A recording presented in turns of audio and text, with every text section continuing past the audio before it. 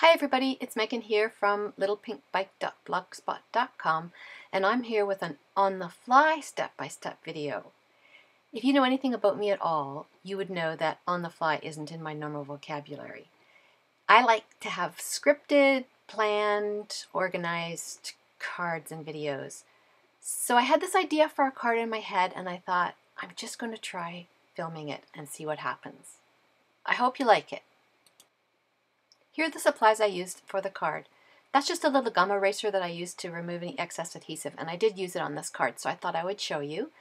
These are the Cool Day dies from My Favorite Things that coordinate with the Cool Day stamp set.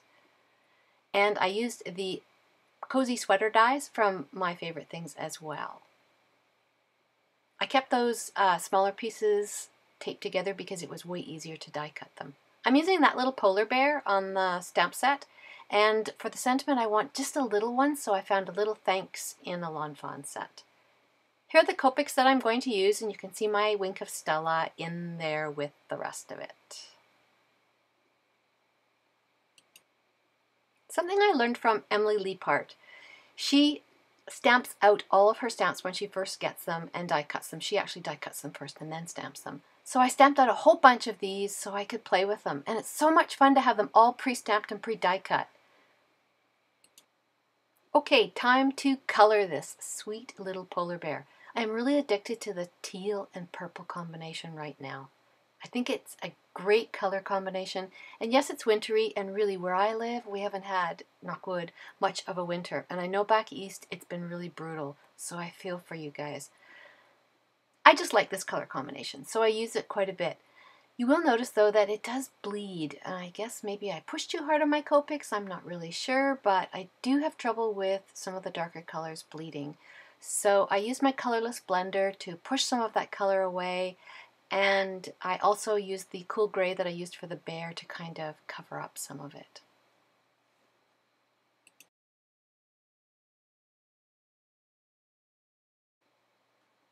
I did speed up this part of the video so you didn't have to watch me color this bear in real time. It wouldn't be very interesting. But you will notice that I used the colorless blender quite a bit to blend out the cool gray that I used for the body of the polar bear and to fix any kind of leakage that I had. Now it's time to decide what color shirt to put this guy on. The purple cardstock is from Paper Tray Ink. It's Royal Velvet, and I do like it. I think it worked really well with the colors that I used on the bear. The teal is from Recollections. I get it on sale when it's like 5 for $1, so 20 cents a sheet. But it's really flimsy compared to the Royal Velvet. So if I want to use it for a card front, I'm going to have to give it some oomph.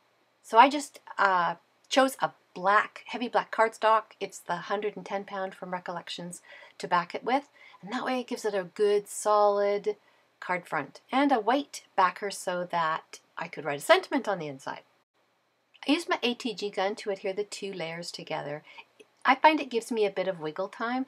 I did try liquid adhesive, but it didn't work very well, and I really got it all over the place. That's the boo-boo that I edited out. You can see here I'm kind of picky. I want to get it just right. Here's the back part of the card. When I do a shaped card like this, I like to score it about 1/2 inch from the top, and I put adhesive on that top 1/2 inch part, and that allows for this shaped card to stand up. It works out pretty well.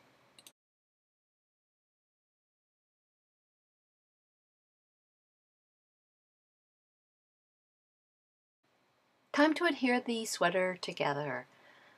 I'm using again some dry adhesive to attach the ribbing.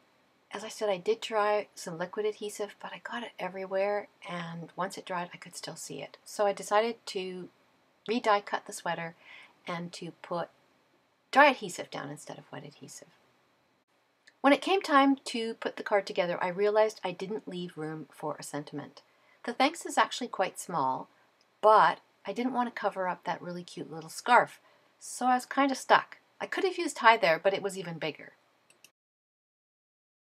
So I trimmed a thin strip of cardstock and stamped the thanks sentiment with VersaFine Onyx Black ink. Love that for crisp black sentiments.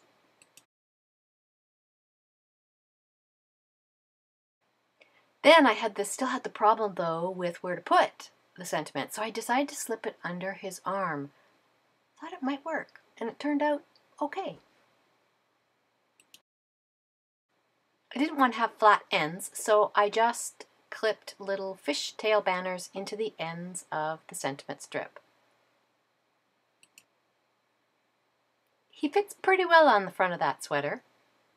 Now I'm going to adhere the card back to the card front. I just used my ATG gun, put a couple of lines of adhesive on that top ½ inch, line up the two sweater pieces, and I've got a shaped card.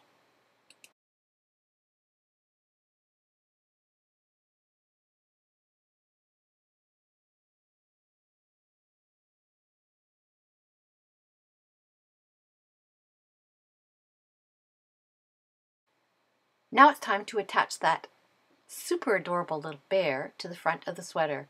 I just used some dry adhesive to adhere the banner under his arm through the little slit I made with my X-Acto knife.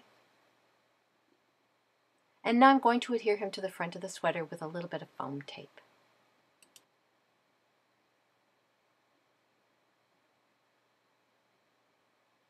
He's pretty cute the way he is, but I thought it would be fun to add a bit of Wink of Stella to his sweet little scarf.